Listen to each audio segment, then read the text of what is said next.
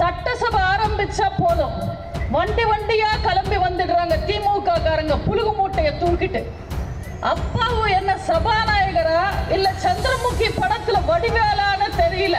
ஸ்டாலின் கம்பி கட்டுறது, அப்பாவும் ஜால்ரா தட்டுறது. ஸ்டாலின் குடும்பத்துக்கு கொத்தாடிமை வேலை பார்க்கறதா அவங்களோட திராவிட மாடல். திமுக போடுற பட்ஜெட் எல்லாம் போடுறதுக்கு ஒரு பினான்ஸ் மினிஸ்டர் தேவையில்லை, ஒரு ஜெராக்ஸ் மிஷின் இருந்தாலே போதும். ஆனா கலைஞர் பன்னாட்டு மையத்துக்கும் திரைப்பட நகரம் கட்டுறதுக்கும் 500 கோடி ஒதுக்கி இருக்காங்க. திமுக ஆட்சி காலத்துல சென்னையில திரும்புற பக்கம் எல்லாம் போராட்டம் நடக்குது. மகனுக்காக கட்சி நடத்தினா, மருமகனுக்காக ஆட்சி நடத்தினா நடு தெருவுல தான் நிக்கணும்.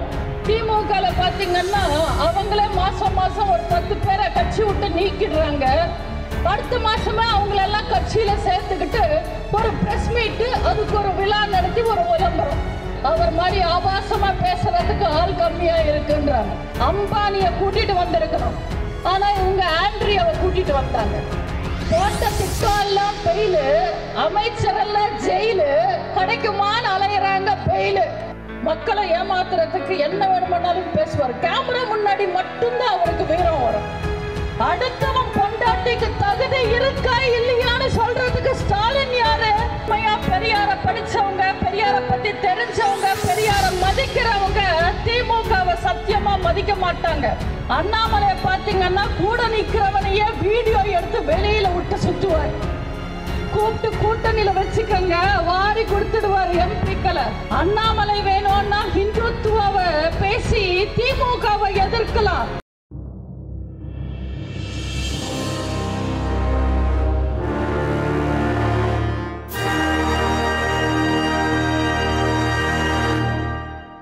என் பேச்ச ஆவலுடன் கேட்க வருகை தந்திருக்கும் பெரியோர்களுக்கும், புரட்சி தலைவர் போற்றும் தாய்மார்களுக்கும், உள்ளது உள்ளபடி நல்லபடி கூறும் ஊடக நண்பர்களுக்கும், மரியாதைக்குரிய காவல்துறை அதிகாரிகளுக்கும், புரட்சி தலைவரின் ரத்தத்தின் ரத்தமான புரட்சி தலைவியின் உயிரினும் மேலான கழக உடன்பிறப்புகள் அத்தனை பேருக்கும் என் அன்பான வணக்கங்களை தெரிவிச்சுக்கிறேன்.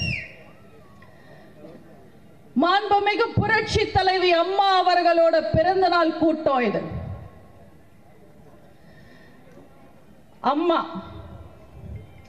கோடி அம்மாக்கள் இந்த உலகத்தில் உண்டு, ஆனா என் உலகமே புரட்சி தலைவி அம்மா மட்டும்தான். ஏன்னா அவங்க என் தலைவி மட்டும் கிடையாது, என் வாழ்க்கை, என் உயிர், என் மூச்சு, என் வழிகாட்டி. நான் வாழ்ற வாழ்க்கை அம்மா தந்தது. இந்த வாய்ப்பும் வசதியும் எனக்கு அம்மா தந்தது. என் வீரமும் தைரியமும் அம்மா தந்தது. என் விசுவாசமும் விலாசமும் அம்மா தந்தது. இந்த புகழும் பெருமையும் அம்மா தந்தது. எனக்கு எல்லாமே அம்மாதான். அம்மாவால் நான், அம்மாவுக்காகவே நான் கட்சிக்காகவே வாழ்ந்துகிட்டு இருக்கேன். புரட்சி தலைவராலும் புரட்சி தலைவி அம்மாவாலும் கழகத்தாலும் இரட்டை இலையாலும் நம்மெல்லாம் ஒன்னா ஒரு குடும்பமா ஒத்துமையா வாழ்ந்துகிட்டு இருக்கோம். ஆனா இத பார்த்து சில பேருக்கு பொறுக்க முடியல, கண்ணு உறுத்துது. நம்மள ஒழிக்க நினைக்கிற எதிரிகளுக்கும், நம்மள அழிக்க நினைக்கிற துரோகிகளுக்கும் இந்த தேர்தல்ல பாடம் புகட்டுவோம். நம்ம இதயத்துல புரட்சி தலைவரும் புரட்சி தலைவி அம்மாவும் இதய துடிப்பா இருந்து நம்மளை இயக்கிக்கிட்டு இருக்காங்க.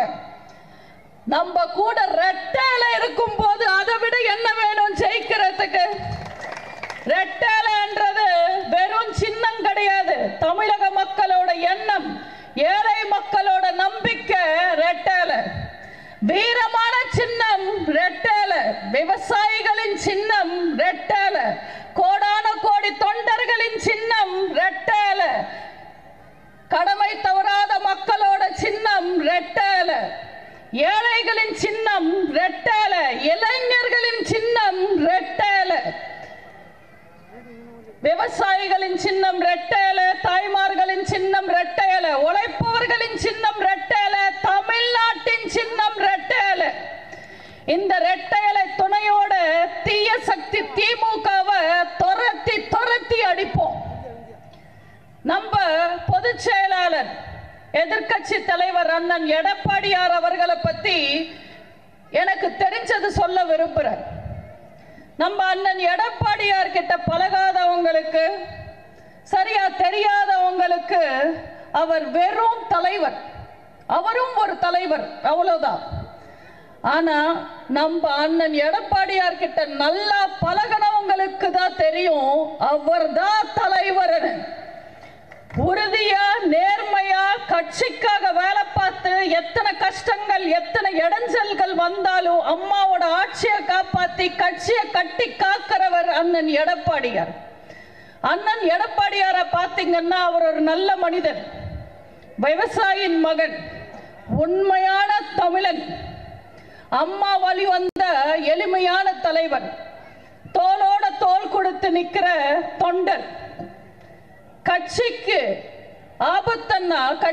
ஆபத்தன்னா கடவுளே எதிரியா வந்தாலும் எதிர்த்து நிற்பாரு.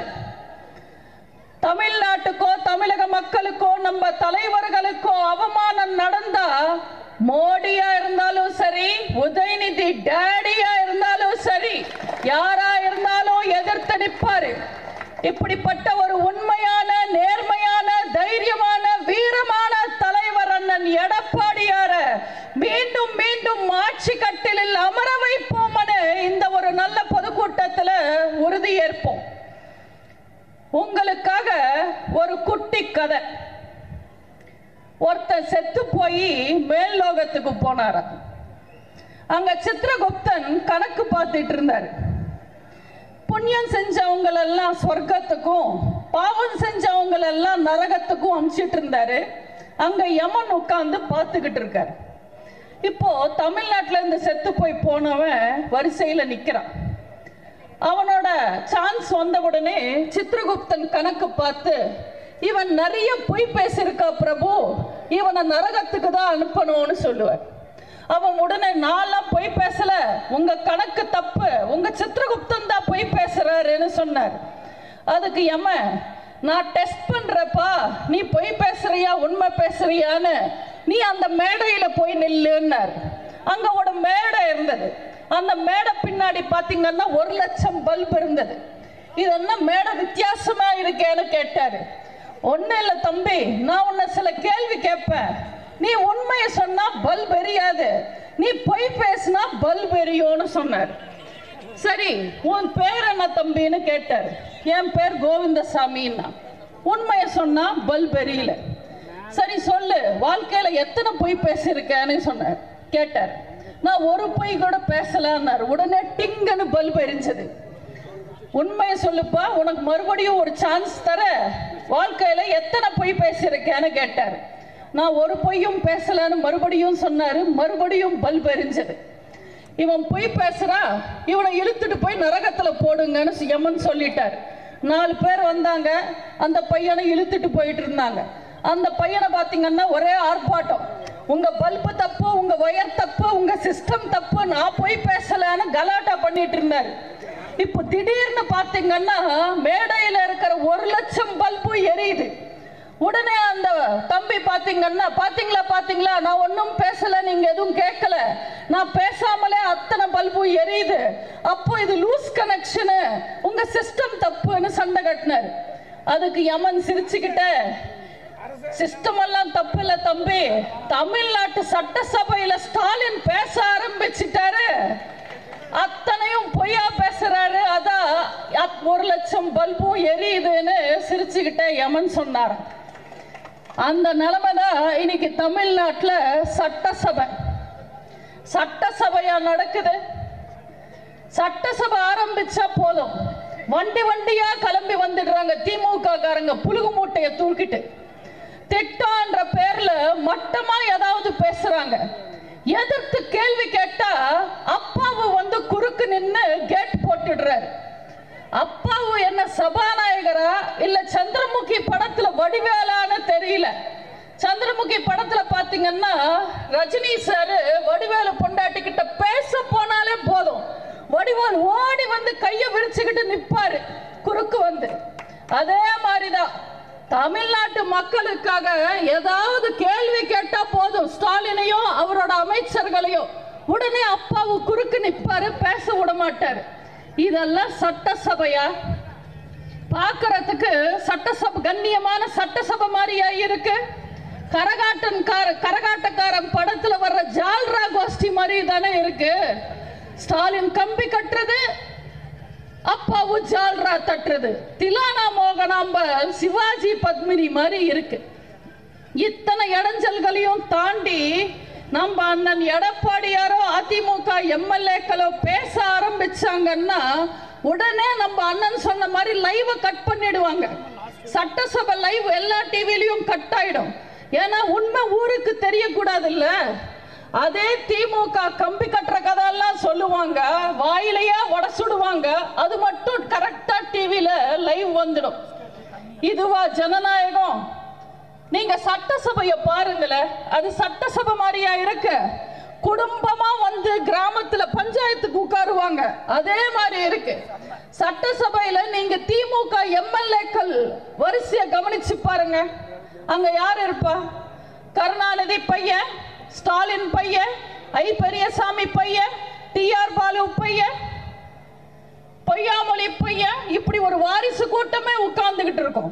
சரி, சட்டசபையில தான் இந்த நிலைமை, பார்லிமெண்ட்ல எப்படி இருக்குன்னு பார்த்தா அங்க இன்னும் முரசொலி மாறம் பையன், ஆற்காட்டு வீராசாமி பையன், துரைமுருகன் பையன், தங்கபாண்டியன் பொண்ணு, கருணாநிதி பொண்ணு, அங்க ஒரு வாரிசு கூட்டம் உட்கார்ந்துகிட்டு இருக்கும். இதுவா திராவிட மாடல்? திமுகவோட திராவிட ஃபார்முலா என்னன்னு தெரியுமா? ஒரு ஊருக்கு ஒரு தலைவரை வளர்ப்பாங்க, அந்த தலைவரோட குடும்பத்திலேயே அடுத்த தலைவரை கொண்டு வருவாங்க. அவங்களுக்கு அடிமை வேலை பார்க்கறதுக்கு ஒரு கூட்டத்தை ரெடி பண்ணிப்பாங்க. அந்த மொத்த கூட்டமும் சேர்ந்து கருணாநிதி குடும்பம், அதாவது ஸ்டாலின் குடும்பத்துக்கு கொத்தடிமை வேலை பார்க்கறதா அவங்களோட திராவிட மாடல். இவங்களெல்லாம் என்னன்னு நம்ம சொல்ல முடியும்? இப்போ பட்ஜெட் கூட்டம் நடந்தது. நீங்க பாத்தீங்கன்னா அதிமுக ஆட்சி காலத்துல நம்ம புரட்சி தலைவர், புரட்சி தலைவி அண்ணன் எடப்பாடியார் ஆட்சி காலத்துல பட்ஜெட் கூட்டம் நடக்குது, இன்னைக்கு பட்ஜெட் தாக்கல் செய்யறாங்கன்னா தமிழ்நாட்டு மக்கள் மொத்த பேரும் அதை உன்னிப்பா ஆர்வமா கவனிப்பாங்க. ஏன்னா அதுல மக்களுக்காக சிறப்பு திட்டங்கள் அறிவிப்பாங்க, நல்ல செய்திகளை அறிவிப்பாங்க. ஆனா இன்னைக்கு திமுக பட்ஜெட் தாக்கல் செஞ்சா ஒருத்தங்களும் சீண்டி பார்க்கறது இல்ல, திரும்பி பார்க்கறது இல்ல. ஏன்னா அது உண்மையான பட்ஜெட் கிடையாது, ஒரு ஜெராக்ஸ் பட்ஜெட். அந்த திமுக போடுற பட்ஜெட் எல்லாம் போடுறதுக்கு ஒரு பினான்ஸ் மினிஸ்டர் தேவையில்லை, ஒரு ஜெராக்ஸ் மிஷின் இருந்தாலே போதும். எங்க ஊர்ல ஒரு குடிகாரன் கதை சொல்லுவாங்க. பயங்கரமான குடிகாரன் ஒருத்தன் இருந்தானா, என்ன செஞ்சாலும் அவன் குடிய நிப்பாட்ட மாட்டானா, குடிக்கு அடிமை ஆயிட்டான். மிரட்டி பார்த்தாங்க, அடிச்சு பார்த்தாங்க, கெஞ்சி பார்த்தாங்க, சத்தியம் வாங்கி பார்த்தாங்க, ஆனா அந்த குடிகாரன் குடிய நிப்பாட்ட மாட்டான். என்ன பண்ணணும்னு தெரியாம அந்த குடிகாரனோட நண்பர்கள் எல்லாம் சேர்ந்து அவனை ஒரு சாமியார் கிட்ட கூட்டிட்டு போனாங்களா. சாமி, இவன் ரொம்ப குடிக்கிறான், வாழ்க்கையே வீணா போகுது, இவனை எப்படியாவது நல்ல புத்திமதி சொல்லி குடிய நிப்பாட்ட வைங்கன்னு கேட்பாங்களா. அதுக்கு அந்த சாமியார் அந்த குடிகாரனை பார்த்து, தம்பி குடிக்கிறது ரொம்ப பாவம், நீ குடிக்காத, நீ குடிக்காம இருக்க முடியும், நீ முயற்சி செஞ்சா, நீ நினைச்சா உன்னால முடியும்னு சாமியார் சொன்னாரு. அதுக்கு குடிகார, நான் என்ன பண்றது சாமி, எனக்கும் குடிய நிப்பாட்டணும் தான் ஆசை, ஆனா என்னால முடிய மாட்டேன்னு. யாராவது என்ன பேர் வச்சு கூப்பிட்டுடுறாங்க, இல்லைன்னா உன் பேர் என்னன்னு கேட்குறாங்க, எனக்கு என் பேரை கேட்ட உடனே குடிக்கணும்னு தோணுதுன்னு. சாமியார் கேட்டாரா, அப்படி என்னப்பா உன் பேருன்னு கேட்டாரா. என் பேர் நெப்போலியன் சாமின்னு சொன்னாரா. அதான பிரச்சனை, நான் உனக்கு ஒரு தீர்வு சொல்றேன்னு சொல்லி சாமியார் தண்ணி எடுத்து அவன் தலையில தெளிச்சு, இன்னிலேருந்து உன் பேர் நெப்போலியன் கிடையாது, உன் பேர் நவீன், நீ குடிகாரன் கிடையாது, நீ இனிமே குடிக்க மாட்டே, குடிக்க கூடாதுன்னு சொல்லி அனுப்பிச்சிடுவார். குடிகாரன் வீட்டுக்கு வந்துட்டான். வீட்டுக்கு வந்து குடிக்காம இருக்கிறதுக்கு முயற்சி பண்ணா, படுத்து பார்த்தா, உட்கார்ந்து பார்த்தா, நடந்து பார்த்தா, அவனால முடியல. உடனே யோசிச்சான், போனா ஒரு சரக்கு பாட்டில் வாங்கிட்டு வந்தா, வச்சான், 3 வாட்டி தண்ணி தெளிச்சா இனிமே நீ சரக்கு கிடையாது, உன் பேர் கஷாயம், உன்னை குடிச்சா தப்பு இல்லைன்னு குடிக்க ஆரம்பிச்சிட்டான். குடிக்கு அடிமையான ஒரு குடிகார எப்படி திருந்த மாட்டானோ, ஊழலுக்கு அடிமையான திமுகவும் அப்படிதான் திருந்தவே மாட்டாங்க. அவங்க மக்களுக்காக யோசிக்க மாட்டாங்க, மக்களுக்காக பட்ஜெட் போட மாட்டாங்க. எல்லா வருஷம் ஒரே பட்ஜெட் போடுவாங்க, திட்டத்துக்கு மட்டும் பேர் மாத்தி வைப்பாங்க. நீங்க பாத்தீங்கன்னா 2023ல 1500 கோடி பட்ஜெட்ல ஒதுக்குனாங்க. எதுக்குன்னு கேட்டா கூவம் ஆற்றை சுத்தப்படுத்த போறோம், பூங்காக்கள் கட்ட போறோம்னு சொன்னாங்க. இப்போ 2024லயும் அதே 1500 கோடி ஒதுக்கி இருக்காங்க. எதுக்குன்னு கேட்டா நாங்க அடையாராத்தை சுத்தம் படுத்துவோம், பூங்காக்கள் கட்டுவோம்னு சொல்றாங்க. 2025லயும் 1500 கோடி ஒதுக்குவாங்க. என்ன செய்ய போறீங்கன்னு கேட்டா நாங்க பாலாறு சுத்தப்படுத்துவோம், பூங்காக்கள் கட்டுவோம்னு சொல்லுவாங்க. ஆனா ஒரு ஆணியும் புடுங்க மாட்டாங்க, அங்க ஒன்னும் சுத்தப்படுத்த மாட்டாங்க. நீங்க பாத்தீங்கன்னா 2023ல 500 கோடி ஒதுக்குனாங்க குளம் ஏரி எல்லாம் தூரு வாடுறதுக்கு. 2024லயும் 500 கோடி ஒதுக்கி இருக்காங்க குளம் தூரு வாடுறதுக்கு. ஆனா ஏதாவது செஞ்சாங்களா? 500 கோடி செலவு பண்ணி திமுக உண்மையில குளம் ஏரி எல்லாம் தூரு வாரி இருந்தா சென்னை வெள்ளத்துல சிக்கி சின்ன பின்னமாக இருக்காது, மக்கள் வீணா போயிருக்க மாட்டாங்க. இவங்க எதுவுமே செய்ய மாட்டாங்க. ஆனா டிசைனா மாயாஜால பேச்சு பேசி மக்களை ஏமாத்துவாங்க. சரி, திட்டம் தான் நடத்தல, மக்களுக்காக உருப்புற மாதிரி ஏதாவது நிதி ஒதுக்குறாங்களான்னு பார்த்தா அதுவும் ஒழுங்கா ஒதுக்குறது இல்லை. மாணவர்களுக்கு லேப்டாப் கொடுக்க சொன்னா நிதி இல்லைன்னு சொல்றாங்க. ஆனா கலைஞர் பன்னாட்டு மையத்துக்கும் திரைப்பட நகரம் கட்டுறதுக்கும் 500 கோடி ஒதுக்கி இருக்காங்க. புதுசா ஸ்கூல் கட்டுறதுக்கு நிதி இல்ல. சரி, இருக்கிற ஸ்கூலுக்கு இருக்கிற காலேஜ்க்கு பசங்க போறதுக்கு ஒழுங்கான பஸ் இருக்கான பஸ்ஸும் இல்ல. இன்னைக்கு திமுக ஆட்சியில பஸ் நிலைமை என்னன்னா, ஏறதுக்கு மட்டும் படிக்கட்டு தேவை, இறங்குறதுக்கு படிக்கட்டு தேவையில்லை. ஏதாவது ஒரு இடத்துல குழி இருக்கும், அப்படியே கீழே வர வேண்டியதுதான். என்னப்பா பஸ் இந்த நிலைமையில இருக்குன்னு கேட்டா திமுக அமைச்சர் சிவசங்கர் சொல்றாரு, அதிமுக ஆட்சி காலத்துல பஸ் வாங்கல, அதனால இந்த பஸ்ஸே இல்லைன்னு சொல்றாரு. 10 வருஷம் அதிமுக ஆட்சி காலத்துல 15,000 பஸ் வாங்கி இருக்கோம் நாங்க. அண்ணன் எடப்பாடியார் ஆட்சி காலத்துல கணக்கெடுத்தோம்னா 2018ல 986 பஸ் வாங்கி இருக்கோம். 2019ல 2375 பஸ் வாங்கி இருக்கோம். 2020ல கொரோனா காலத்திலேயே நம்ம 240 பஸ் வாங்கி இருக்கோம். ஆனா திமுக ஆட்சிக்கு வந்த இந்த 3 வருஷத்துல அவங்க எத்தனை பஸ் வாங்கி இருக்காங்க? 2021ல 0, 2022ல வெறும் 100 பஸ், 2023ல 0. செய்யற தப்பெல்லாம் திமுக செஞ்சிட்டு பழி மட்டும் அதிமுக மேல போடுறதே அவங்களோட பழக்கம். சமீபத்தில் ஸ்டாலின் பேசினது பார்த்தேன். ஒரு இடத்துல ரொம்ப வீரமா பேசிட்டு இருந்தார். திராவிட ஆட்சியை நாங்க நிலைநிறுத்திட்டோம், சமூக நீதியை நாங்க நிலைநிறுத்திட்டோம், ஜனநாயகத்தை நாங்க நிலைநிறுத்திட்டோம்னு வீரவசனம் பேசிட்டு இருந்தார். ஆனா உண்மையில என்ன நிலைமை? இந்த விடியா திமுக ஆட்சி காலத்துல ஸ்டாலின் எதெல்லாம் நிறுத்திட்டாருன்னு நான் சொல்றேன், கரெக்டா இருக்கான்னு நீங்க சொல்லுங்க. பெண்களுக்கு தாலிக்கு தங்கம் திட்டம் நிறுத்திட்டாங்க, மானிய விலையில ஸ்கூட்டர் தர்ற திட்டம் நிறுத்திட்டாங்க, பெண்களுக்கு கறவை மாடு தர்ற திட்டம் நிறுத்திட்டாங்க, பெண்கள் ஆடு வளர்க்கறதுக்கு உதவி செஞ்சிட்டு இருந்த திட்டத்தை நிறுத்திட்டாங்க, பட்டதாரி பெண்களுக்கு திருமணத்துக்கு உதவித்தொகை கொடுக்கிற திட்டத்தை நிறுத்திட்டாங்க, மாணவர்களுக்கு மடிக்கணினி கொடுக்கிற திட்டத்தை நிறுத்திட்டாங்க, ஏழை மக்களுக்கு சோறு போட்டுட்டு இருந்த அம்மா உணவகம் திட்டத்தை நிறுத்திட்டாங்க, முதியவர்களுக்கு உதவித்தொகை கொடுத்துட்டு இருந்த திட்டத்தையும் நிறுத்திட்டாங்க. இப்படி மக்களுக்கு தேவையான ஏழை மக்களுக்கு உதவி செய்ய அதிமுக கொண்டு வந்த அத்தனை நல்ல திட்டங்களையும் ஒன்னொன்னா திமுக நிறுத்திக்கிட்டே இருக்காங்க.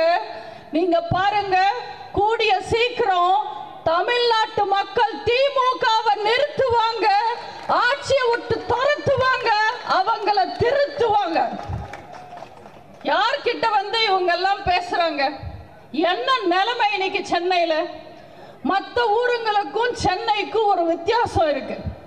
மற்ற ஊருங்களெல்லாம் பாத்தீங்கன்னா அடிக்கடி திருவிழா நடக்கும், தேரோட்டம்லாம் நடக்கும்.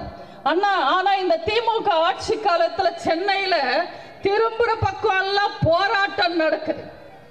வேலைக்கு போறவங்க, பரீட்சை எழுதுறவங்க, இன்டர்வியூக்கு போறவங்க, ஆஸ்பத்திரிக்கு போறவங்க எல்லாம் 1 மணி நேரத்துல போய் சேர வேண்டிய இடத்துக்கு ஒரு நாள் முன்னாடியே கிளம்ப வேண்டிய நிலைமை.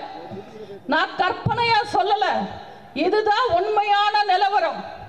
பல்லாவரத்துல பாத்தீங்கன்னா பார்வை இல்லாதவர்கள் போராட்டம், 1% இடஒதுக்கீடு கேட்டு.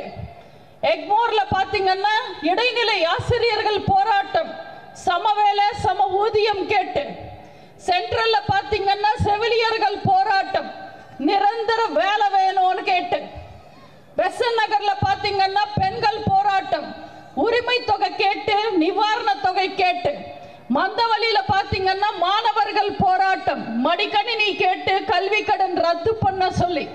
கோடம்பாக்கத்துல பாத்தீங்கன்னா குடிகாரங்க போராட்டம், கலப்பட சரக்கு வருது, விலையெல்லாம் ஏத்திட்டாங்கன்னு சொல்லி. வில்லிவாக்கத்துல பாத்தீங்கன்னா வியாபாரிகள் போராட்டம், வரியெல்லாம் ஏத்திட்டாங்க, கவுன்சிலருங்க ஒரே தொல்லை பண்றாங்கன்னு.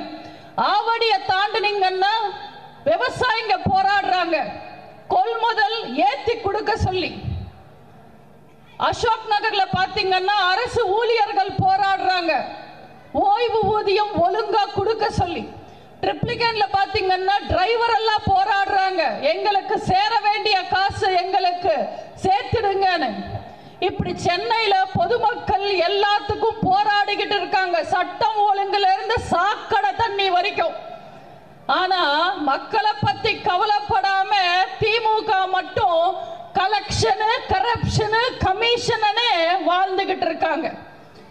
இந்த திருட்டு திமுக இருக்காங்களே, இவங்க ஒரு முதுகெலும்பு இல்லாத ஒரு கட்சி. உண்மையில சொல்ற, திமுகவுக்கு முதுகெலும்பே கிடையாது, கொஞ்சம் கூட கூச்சமே கிடையாது. எப்ப தேர்தல் வந்தாலும் யார் கூடயாவது கூட்டணி வச்சுக்கிட்டு தேர்தல்ல நிப்பாங்க. விக்ரமாதித்தன் வேதாளம் மாதிரி அடுத்தவன் முதுகுல சவாரி செஞ்ச பழகினவங்க தான் திமுக காரங்க. தனித்து தேர்தல்ல போட்டியிட துப்பில்லாத, திராணி இல்லாத, தைரியம் இல்லாத கட்சி திமுக. சின்ன சின்ன கட்சிங்கெல்லாம் கூட அவங்களோட பலத்தை நிரூபிக்கிறதுக்கு தேர்தல்ல தனியா நின்று காமிச்சிட்டாங்க. ஆனா திமுக மட்டும் தேர்தல்ல தனியா நின்னதா சரித்திரமே கிடையாது. ஏன்னா உங்களுக்கு தைரியம் கிடையாது. மக்களை நம்பி ஆட்சி நடத்தினா, மக்களுக்காக ஆட்சி நடத்தினா எந்த தேர்தலா இருந்தாலும் தனியா நிக்கலாம். மகனுக்காக கட்சி நடத்தினா, மருமகனுக்காக ஆட்சி நடத்தினா நடு தெருவுல தான் நிக்கணும். கூடிய சீக்கிரம் ஸ்டாலின் இந்த தமிழ்நாட்டு மக்கள் நடு தெருவுல நிப்பாட்டுவாங்க. நீங்க பாத்தீங்கன்னா நம்ம தனியா நின்று இருக்கோம். அம்மா 2014 தனியா நின்னாங்க, ஒரு காட்டுக்கு ஒரு சிங்கம் மாதிரி மக்களை நம்பி நின்னாங்க. 2014 எலெக்ஷன்ல அம்மாக்கு 37 MP பரிசா கொடுத்தாங்க தமிழ்நாட்டு மக்கள். மறுபடியும் 2016 அம்மா தனியா நின்னாங்க, மக்களை நம்பி நின்னாங்க. 136 MLAக்களை கொடுத்து மெஜாரிட்டி ஆட்சியை கொடுத்தாங்க மக்கள். மக்களுக்காக வாழ்ந்தவங்க எங்க அம்மா. ஒரு கட்சியோட பலம் கூட்டணி கட்சியை வச்சோ இல்ல அடுத்த கட்சியில இருந்து ஆள் சேர்க்கிறதுலயோ கிடையாது. ஒரு கட்சியோட பலம் மக்களோட செல்வாக்குலையும் மக்கள் அவங்க மேல வச்சிருக்கிற நம்பிக்கையில தான் இருக்கு. சமீபத்தில் கூட பாத்தீங்கன்னா பிஜேபி ஒரே விளம்பரம் கொடுத்தாங்க. 17 அதிமுக முன்னாள் அதிமுக காரங்க எங்க கிட்ட வந்து இணைஞ்சிட்டாங்கன்னு ஒரே விளம்பரம். பிஜேபி காரங்க அந்த 17 பேரையும் அவங்க கட்சியில சேர்க்கறதுக்கு பதிலா முதியவர் இல்லத்துல சேர்த்திருந்தாங்கன்னா ஓட்டு வருதோ இல்லையோ புண்ணியமாவது வந்திருக்கும். இப்பெல்லாம் பிஜேபிக்கு பயந்து அவங்க வீட்டில் பெரியவங்களை பென்சில் வாங்குறதுக்கு கூட வெளியில் அனுப்புறதில்லை. ஏதாவது பேசி பார்ட்டியில சேர்த்துக்கிட்டு உறுப்பினர் அட்டை கொடுத்துடுவாங்களோன்னு பயந்து. இந்த நிலைமையில காமெடி நடக்குது பிஜேபியில. திமுகல இன்னொரு பக்கம் காமெடி நடக்குது. திமுகல பாத்தீங்கன்னா அவங்களே மாசம் மாசம் ஒரு 10 பேரை கட்சி விட்டு நீக்கிடுறாங்க. அடுத்த மாசமே அவங்களெல்லாம் கட்சியில சேர்த்துக்கிட்டு ஒரு பிரஸ் மீட், அதுக்கு ஒரு விழா நடத்தி ஒரு விளம்பரம். சமீபத்தில் நியூஸ்ல பாத்தீங்கன்னா ஒரே பிளாஷா ஓடிச்சு. யாரோ சிவாஜி கிருஷ்ணமூர்த்தி என்றவர் மறுபடியும் திமுகல சேர்ந்தாருன்னு. யார்ப்பா இந்த சிவாஜி கிருஷ்ணமூர்த்தின்னு கேட்டா அவர் ஒரு பேச்சாளர். எதுக்காக திமுகல இருந்து நீக்குனாங்கன்னு கேட்டா அவர் ஆபாசமா பேசிட்டாருன்னாங்க. சரி, இப்போ மறுபடியும் எதுக்காக இவரை திமுகல சேர்த்துக்கிறாங்கன்னு கேட்டா அவர் மாதிரி ஆபாசமா பேசுறதுக்கு ஆள் கம்மியா இருக்குன்றாங்க. இந்த நிலைமையில போயிட்டு இருக்க திமுக இவங்கெல்லாம் எங்கேருந்து தனியா நிக்கிறது? திமுகக்கு ஆட்சி நடத்தவே தெரியாது. ஆட்சி நடத்துற மாதிரி ஒரு காட்சியை வேணும்னா நடத்துவாங்க. மக்களை திசை திருப்புறதுக்காக, ஊடகங்களுக்கு தீனி போடணுன்றதுக்காக. அதுக்காக சமீபத்தில் பார்த்தீங்கன்னா ஒரே மாநாடா நடத்தினாங்க. உலக முதலீட்டாளர்கள் மாநாடு என்ன, இளைஞர்கள் மாநாடு என்ன, ஒரே மாநாடு தான், ஒரே விளம்பரம் தான். சென்னையில் உலக முதலீட்டாளர்கள் மாநாடுன்னு ஒரு மாநாடு நடந்தது. அங்க எல்லா பணக்காரங்களும் வந்திருந்தாங்க. ஆனா என்ன, அங்க வந்த பணக்காரங்க எல்லாரை விட பணக்காரர் அந்த மாநாட்டை நடத்தினவர், அதாவது ஸ்டாலின். என்ன ஒரு வித்தியாசம், அங்க வந்து அவங்க எல்லாரும் உழைச்சு சம்பாதிச்சவங்க. ஆனா ஸ்டாலினும் அவரோட குடும்பமும் மக்கள் கிட்ட சுரண்டியே சம்பாதிச்சவங்க. உலக முதலீட்டாளர்கள் மாநாடுன்னு ஒரு மாநாட்டை நடத்தினா அவங்க யாரை கூட்டிட்டு வந்திருக்கணும்? அம்பானிய கூட்டிட்டு வந்திருக்கணும். ஆனா இவங்க ஆண்ட்ரியாவை கூட்டிட்டு வந்தாங்க. அந்த மாநாட்டில் ஹைலைட்டா இருந்தது ஊ சொல்றியா மாமா, ஊ சொல்றியா மாமான்னு ஒரு பாட்டும் டான்ஸும். என்ன இதெல்லாம் எங்க போய் சொல்ல? அந்த மாநாட்டில் ஸ்டாலின் வேற பஞ்ச் டயலாக் பேசுறாரு. திமுக ஒரு பாசாட்சி, ஒரு மாசாட்சின்னு பேசுறாரு. மனசாட்சி இருக்கிறவன் எவனாவது இது ஒத்துப்பானா? இதுவா பாசாட்சி? போட்ட திட்டம் எல்லாம் ஃபெயிலு, அமைச்சர் எல்லாம் ஜெயிலு, கிடைக்குமான்னு அலையிறாங்க பெயிலு. இதுவா பாசாட்சி? திமுக ஆட்சி எதுல எல்லாம் பாஸ், எதுல எல்லாம் ஃபெயிலுன்னு நான் சொல்றேன். கரெக்டா இருக்கான்னு பாருங்க. உறுப்பினர் சேர்க்க ஃபெயிலு, மூலப்பத்திரம் ஃபெயிலு, பெண்களுக்கு உரிமை தொகை ஃபெயிலு, நிதி நிவாரணம், வெள்ள நிவாரணம் ஃபெயிலு, பேனாசில ஃபெயிலு, சட்டம் ஒழுங்கு ஃபெயிலு, பெண்கள் பாதுகாப்பு ஃபெயிலு, உட்கட்சி பூசல் ஃபெயிலு, உள்ளாட்சி நிர்வாகம் ஃபெயிலு, நிதி நிர்வாகம் ஃபெயிலு. இப்படி ஃபெயிலு ஃபெயிலு ஃபெயிலு ஃபெயிலு. 100 விஷயத்துக்கு 150 விஷயத்திலையும் ஃபெயில் ஆகிற ஒரே கட்சி இந்த ஆள தெரியாத திமுக ஆட்சி. திமுக பாஸ் ஆனது ஒரே ஒரு விஷயத்துல, எதை பத்தியும் கண்டுக்காம, யார பத்தியும் கவலைப்படாம, தோன்ற மாதிரி கண்டபடி பேசிக்கிட்டு சுத்திட்டு இருந்த லூசான மகனை மாசான மந்திரியாக்கி காமிச்சிருக்காங்க. நம்ம தலையெழுத்து நாளைக்கு அவரை துணை முதல்வராக்க போறாங்களா? உதறிக்கிட்டே இருக்கிறவர் முதல்வர், உளறிக்கிட்டே இருக்கிறவர் துணை முதல்வர். விளங்கிடும் தமிழ்நாடு. என்ன நிலைமைடா இது? இந்த உதயநிதி எல்லாம் கேமரா கிடைச்சா போதுங்க, வீரம் மாதிரியே பேசுவார். மக்களை ஏமாத்துறதுக்கு என்ன வேணுமானாலும் பேசுவார். கேமரா முன்னாடி மட்டும்தான் அவருக்கு வீரம் வரும். நான் பார்த்தேன், உதயநிதி கேமரா முன்னாடி ஒரு நாள் வீரமா பேசிட்டு இருந்தாரு. நாங்க தமிழ்நாட்டு மக்களுக்கு நல்லது பண்ணணும்னு நினைக்கிறோம். மத்திய அரசாங்கத்தை காசு கேட்கிறோம். நாங்க காசு கேட்டா கொடுக்க மாட்டேன்னு சொல்றீங்க, கொடுக்க வேண்டியது தானே, உங்க அப்பா வீட்டு காசான்னு மத்திய அரசாங்கத்தை பார்த்து உதயநிதி கேட்டார். அந்த உதயநிதியை நான் கேட்க விரும்புறேன். மக்கள் 1 ரூபாய் வரி பணமா கட்டினா அதுல 50 பைசா மத்திய அரசாங்கத்துக்கு போகுது, 50 பைசா மாநில அரசாங்கத்துக்கு வருது. அப்ப நாங்க கட்டுற வரி பணம் வச்சுக்கிட்டு எங்களுக்கு நல்லது பண்ணலாம் இல்ல? தமிழ்நாட்டு மக்களுக்கு திட்டங்கள் கொண்டு வரலாம் இல்ல? செய்ய மாட்டேன்றீங்க. தமிழ்நாட்டு மக்களுக்கு நல்லது செய்ய வேண்டியது தானே. உங்க உங்க அப்பம் வீட்டு காசா? சென்னையில வெள்ளம் வந்தப்போ மக்கள் ரொம்ப அவஸ்தைப்பட்டாங்க, கடுமையான கஷ்டத்துல இருந்தாங்க, மக்கள் ரொம்ப கோபத்துல இருந்தாங்க.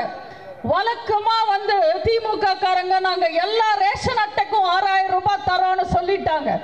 நம்பி மக்கள் போய் ரேஷன் கடையில நின்னா சக்கரை காட்டுக்கு கிடையாது, வருமான வரி கட்டினா கிடையாதுன்னு பாதி பேரை ஏமாத்தி அமிச்சிட்டாங்க. ஏன் மொத்த மக்களுக்கும் நிவாரணம் கொடுக்க வேண்டியது தானே உங்க அப்பா வீட்டு காசா? தேர்தல் சமயத்தில் எல்லா பெண்களுக்கும் 1000 ரூபாய் தரேன்னு சொல்லிட்டு தேர்தல் முடிஞ்ச உடனே தகுதியானவங்களுக்கு மட்டும் 1000 ரூபாய் தரோன்னு சொல்றீங்க. அடுத்தவன் பொண்டாட்டிக்கு தகுதி இருக்கா இல்லையான்னு சொல்றதுக்கு ஸ்டாலின் யாரு? எல்லா பெண்களுக்கும் 1000 ரூபாய் கொடுக்க வேண்டியது தானே உங்க அப்பா வீட்டு காசா? வெள்ளத்துல சேதம் அடைஞ்ச ஸ்கூல் மொத்தத்துக்கும் சேர்த்து வெறும் 2 கோடி ஒதுக்கிட்டு ஃபார்முலா ரேஸுக்கு மட்டும் 40 கோடி ஒதுக்குறீங்க உங்க அப்பா வீட்டு காசா? ராணுவத்துல செத்தவனுக்கு வெறும் 3 லட்சம், கள்ளச்சாராயம் குடிச்சு செத்தவனுக்கு 10 லட்சம் தரீங்க உங்க அப்பா வீட்டு காசா? ஒரே கையெழுத்துல நீட்ட ஒழிப்போன வாக்குறுதி கொடுத்துட்டு ஒரு ஆணியும் புடுங்க முடியாம இன்னைக்கு மக்களை ஏமாத்துறதுக்காக 50 லட்சம் கையெழுத்து வாங்குறேன்னு அரசாங்க பணத்தை செலவு பண்ணி ஊர் ஊரா சுத்துறாரு உதயநிதி. எதுக்கு உங்க அப்பா வீட்டு காசா? இன்னைக்கு இபி பில் 3 மடங்கு ஏத்திருக்கீங்க. மக்கள் கரண்ட் பில்லு கட்ட முடியாம அவஸ்தைப்படுறாங்க. மக்களுக்காக இபியை குறைக்க வேண்டியது தானே உங்க அப்பா வீட்டு காசா? பெட்ரோல் விலையை குறைக்கிறேன்னு சொல்லி இன்னைக்கு பால் விலையை கூட ஏத்திட்டீங்க, வரியெல்லாம் ஏத்திட்டீங்க, விலையெல்லாம் ஏத்திட்டீங்க. மக்களுக்காக குறைக்க வேண்டியது தானே உங்க அப்பா வீட்டு காசா? இப்படி நாக்க புடுங்கிக்கிற மாதிரி திமுகவை 4 கேள்வி நீங்க கேட்கணும், இந்த ஊடகங்கள் கேட்கணும். ஊடகங்கள் மாறணும், உண்மையை ஊருக்கு சொல்லணும். ஊடகங்கள் மட்டும் உண்மைகளை இந்த நாட்டு மக்களுக்கு உண்மையான செய்திகளை சொன்னாங்கன்னா அடுத்த நிமிஷமே இந்த திருட்டு திமுகவோட கதை முடிஞ்சிடும். என்ன எல்லாரும் கேட்பாங்க, அது என்ன நேரு மாமா, காந்தி தாத்தா, தல தோனின்ற மாதிரி எப்ப பார்த்தாலும் ஒரு அடமொழியோட பட்டப்பேரை வச்சு கூப்பிடுற மாதிரி திருட்டு திமுகன்றீங்களேன்னு. என்னை பொறுத்த வரைக்கும் திமுக எப்பவுமே திருட்டு திமுக தான். திருட்டுன்றது அவங்க ரத்தத்துல ஊர்ன ஒரு விஷயம். தேர்தல் சமயத்துல ஓட்டு வாங்கணும்ன்றதுக்காக எதையும் பண்றவங்க தான் திமுக காரங்க. இன்னும் கொச்சையா சொல்லணும்னா ஓட்டுக்காக கட்ட மனைவியையே இலவசமா தர்றவங்க தான் திமுக காரங்கன்னு நான் சொல்லல, பெரியார் சொல்லி இருக்காரு. இது வேணும்னா வசதியா வீரமணி மறந்துட்டு திமுகவுக்கு துதிப்பாடலாம். ஆனா உண்மையா பெரியார படிச்சவங்க, பெரியார பத்தி தெரிஞ்சவங்க, பெரியார மதிக்கிறவங்க திமுகவை சத்தியமா மதிக்க மாட்டாங்க. நான் என்ன பொய்யா சொல்றேன்? இது திருட்டு திமுக தானே, கமிஷன் கவர்மெண்ட் தானே இன்னைக்கு தமிழ்நாட்டில் நடந்துகிட்டு இருக்கு. திமுக கொண்டு வர திட்டங்கள் எல்லாம் பாத்தீங்கன்னா என்ன மாதிரி இருக்கு?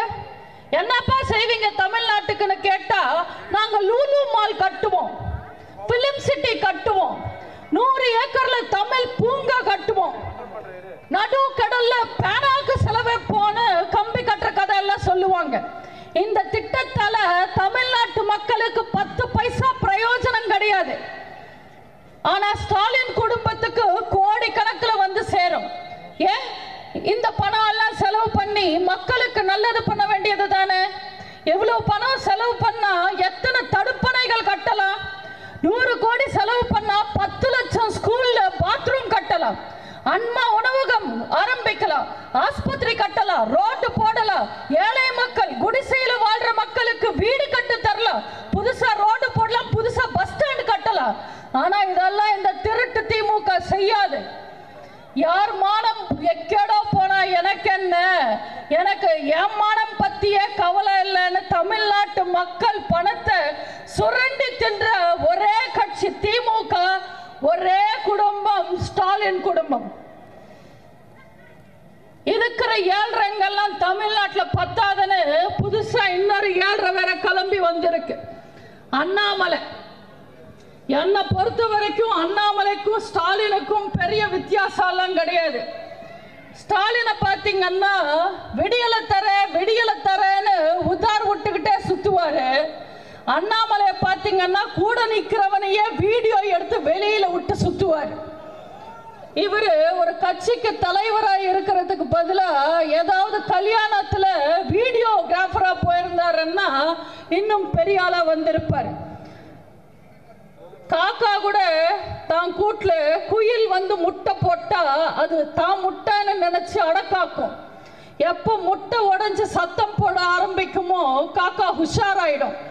இது நம்ம இன்னும் இல்லைன்னு வெளியில தள்ளிடும். அதே மாதிரிதான் பிஜேபி இன்னைக்கு. அண்ணாமலையா வாய் விட்டு நம்மள சீண்டி பார்த்து வெளியில போனா அதுக்கு நம்ம பொறுப்பு இல்லை. போக போக பிஜேபி தெரிஞ்சுப்பாங்க நம்ம கூட இருக்கிற வரைக்கும் தான் அவங்களுக்கு மரியாதைன்னு. 52 வருஷம் ஆலமரமான அதிமுகவை நேத்து முளைச்ச புல்லெல்லாம் அசைச்சு பார்க்கணும்னு நினைக்கிறது முட்டாள்தனம். இதுல இந்த அண்ணாமலை எங்களுக்கு கிளாஸ் எடுக்கிறாரு. எதிர்கட்சியா எப்படி செயல்படணும், தேர்தலை எப்படி சந்திக்கணும், கட்சி எப்படி நடத்தணும்னு. தம்பி, நீங்க கிளாஸ் எடுக்கிறீங்க. நீங்க கிளாஸ் எடுக்கிற ஸ்கூல்ல நாங்க ஹெட் மாஸ்டர். நீங்க எங்க கிட்ட எல்லாம் பேசக்கூடாது. இதுல அண்ணாமலை சொல்றாரு அதிமுக 4.5 வருஷம் ஆட்சிக்கு நாங்க சப்போர்ட் பண்ணோன்னு. அண்ணாமலை சப்போர்ட் பண்ணது எங்க ஆட்சிக்கு இல்ல, ஓபிஎஸ்க்கு. எங்க அண்ணனுங்கெல்லாம் சேர்ந்து எங்க தலைவர்கள் எல்லாம் எங்க அம்மாவோட ஆட்சியை காப்பாத்திட்டாங்க. உங்களால தான் ஓபிஎஸ் காப்பாற்ற முடியல. அவர் தெருவில் நிக்கிறாரு. கூப்பிட்டு கூட்டணியில வச்சுக்கோங்க, வாரி கொடுத்துடுவார் எம்பிக்களை. இன்னைக்கு ஓபிஎஸ் இருக்கிற நிலைமையில பிஜேபி ஆபீஸ்ல தோட்ட வேலைக்கு கூப்பிட்டா கூட ஓடி போற நிலைமையில இருக்காரு. அவங்களெல்லாம் நம்பி நீங்க எங்க கிட்ட பேசுறீங்களா? நீங்க கண்டபடி கேள்வி கேட்டாலும் காரி துப்புனாலும் உங்க பின்னாடியே வர ஆதரவு பிரஸ் நினைச்சீங்களா? எங்களை போனா போட்டோம், விட்டா வீணா போயிடுவீங்களேன்னு சுமந்து போனா எங்களையே போட்டு பாக்குறீங்களா? யார்கிட்ட வந்து பேசுறாரு அண்ணாமலை? சும்மா பேச வேண்டியது தானே, மக்களை ஏமாத்த வேண்டியது தானேன்னு வாய்க்கிளிய பேசுறாரு. அண்ணாமலை சொல்றாரு தமிழ்நாட்டில் பிஜேபி ஆட்சிக்கு வந்துட்டா ஒரு வீட்டுக்கு ஒரு அரசு வேலை தருவார. யார்கிட்ட தம்பி வந்து வாய் சுடுறீங்க, வாயில வட சுடுறீங்க? வட மாநிலத்தில் பாத்தீங்கன்னா 10-15 ஸ்டேட்ல நீங்க தானே ஆட்சி செய்றீங்க. பிஜேபி 10 ஸ்டேட்ல வடக்குல ஆட்சி செய்யறாங்க. அங்க அரசு வேலை கொடுத்து கிழிக்க வேண்டியது தானே. அதுக்கப்புறம் எதுக்காக தமிழ்நாட்டில் பார்லர்ல இருந்து பானிபூரி விக்கிறவன் வரைக்கும் வேலை தேடி வடக்குல இருந்து வராங்க? பொழப்ப தேடி ஏன் வடக்குல இருந்து சென்னைக்கு வராங்க, தமிழ்நாட்டுக்கு வராங்க? யார்கிட்ட பேசுறீங்க? அண்ணாமலை வேணும்னா ஹிந்துத்துவாவை பேசி திமுகவை எதிர்க்கலாம். எங்க கிட்ட அதெல்லாம் ஆகாது. திமுக வேணும்னா ஹிந்து எதிர்ப்பு கட்சி. நாங்க அப்படி கிடையாது. எங்களுக்கு அம்மனும் அல்லாவும் மாரியும் மேரியும் வேற வேற கிடையாது. எல்லாமே ஒண்ணுதான். ஏன்னா இது புரட்சி தலைவர் கட்சி. ஒன்றே குலம் என்று பாடுவோம், ஒருவனே தேவன் என்று போற்றுவோம். அன்னை இதயமாக அன்பே வடிவமாக வழிகாட்ட வேண்டும் என்று வேண்டுவோன்னு பாடின புரட்சி தலைவர் கட்சி. ஹஜ் யாத்திரையோ, வேளாங்கண்ணி யாத்திரையோ, பழனி யாத்திரையோ, எல்லா மத யாத்திரைக்கும் நிதி உதவி செஞ்சு எல்லா மதத்தையும் சமமா பார்த்த புரட்சி தலைவி கட்சி. எங்க அம்மாவோட வேதமே மக்களால் நான், மக்களுக்காகவே நான் தான்.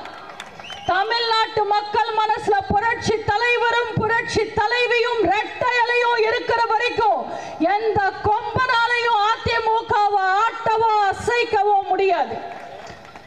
தமிழ்நாட்டு அரசியல்ல பகல் கனவோட சுத்துறவங்க நிறைய பேர் இருக்காங்க. ஆனா தமிழ்நாட்டு மக்கள் கனவுகளை நிறைவேற்றணும்னு நினைச்சு வாழ்ந்த ஒரே தலைவி புரட்சி தலைவி அம்மா மட்டும்தான். நம்ம அம்மா புரட்சி தலைவி பத்தி எல்லாருக்கும் எல்லாமே தெரியாது.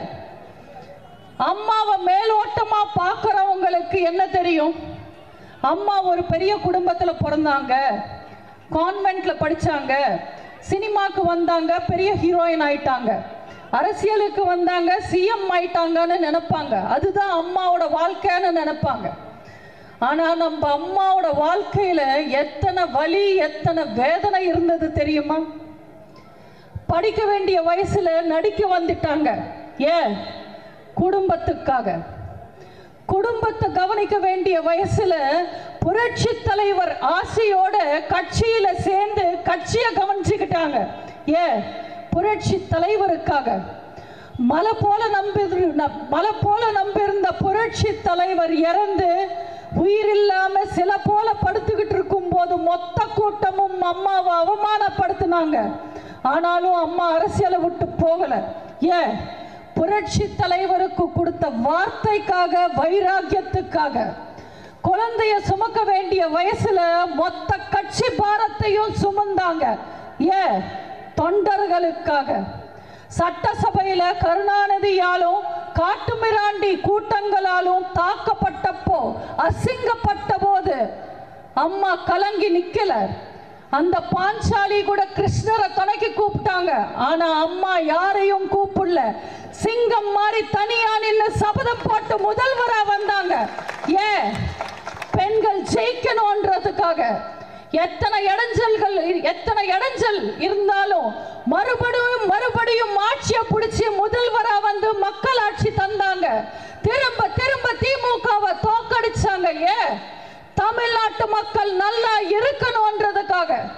அப்படி மக்களுக்காக உழைச்சு இந்த மக்களை விட்டு சென்ற நம்ம தாய்க்கு, நம் தலைவிக்கு, நம்ம தெய்வத்துக்கு, நம்ம புரட்சி தலைவிக்கு இறுதி மரியாதை நடக்கும் போது இந்த உலகமே அழுதது.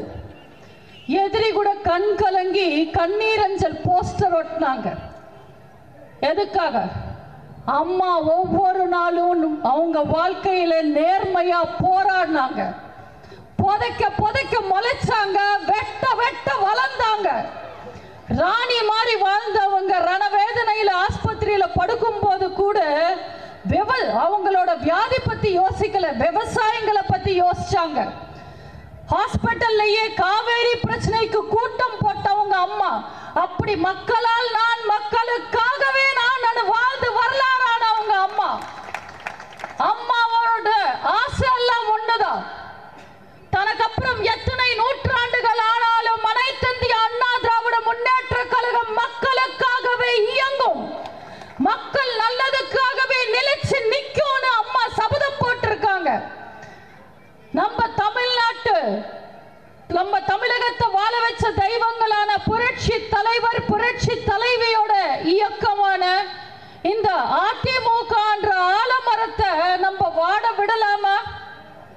இது ஒரு கட்சி கிடையாது, இது ஒரு குடும்பம். இது திமுக மாதிரி கம்பெனி கிடையாது, கழகம். அண்ணாவோட கடமை, கண்ணியம், கட்டுப்பாட்டு நிறைஞ்ச ஒரே கட்சி இங்க அதிமுக மட்டும்தான். அதிமுக நீங்க நினைச்சா, நீங்க உழைச்சா, நீங்க ஜெயிச்சா நாளைக்கு நீங்களும் தலைவராகலாம், நீங்களும் முதல்வராகலாம்.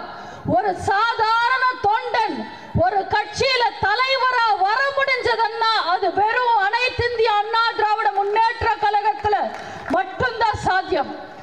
அம்மாக்கு அப்புறம் ஒரு நல்லாட்சி கொடுத்து இன்னைக்கு கட்சியை கட்டி காப்பாற்றுறவர் அண்ணன் எடப்பாடியார். நீங்க பாத்தீங்கன்னா அம்மா இறந்து அண்ணன் எடப்பாடியார் முதல்வரானப்போ கருணாநிதியிலிருந்து கைரேக பார்க்கிறவன் வரைக்கும் எல்லாரும் அடிச்சு சொன்னாங்க 10 நாள்ல அதிமுக கவிழ்ந்துடும். ஆனா என்னாச்சு? 4.5 வருஷம் நங்கூரம் போட்ட மாதிரி நல்லாட்சி கொடுத்தவர் அண்ணன் எடப்பாடியார். அம்மா வழியில வாழ்றவர். நம்ம அண்ணனை நினைச்சு பாருங்க. அவர் முதல்வராக இருக்கும் போது அவர் நினைச்சா அவர் குடும்பத்திலிருந்து எல்லாரையும் கட்சிக்கு கொண்டு வந்திருக்கலாம், பதவி போட்டு கொடுத்திருக்கலாம்.